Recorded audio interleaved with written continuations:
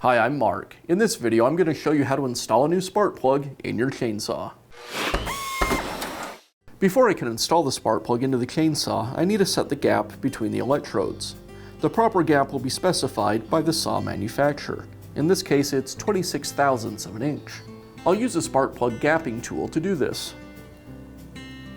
The tool measures the distance between the electrodes. I'll take a measurement.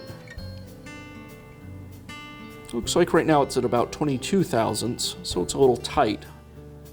I'll use the tool to open up the gap until it is correct.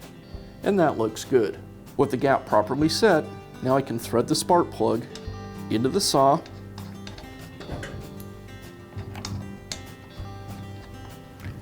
and tighten it with the wrench.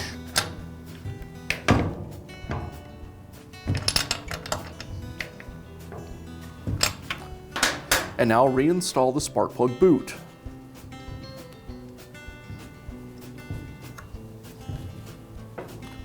And I'll finish up by reinstalling the cover.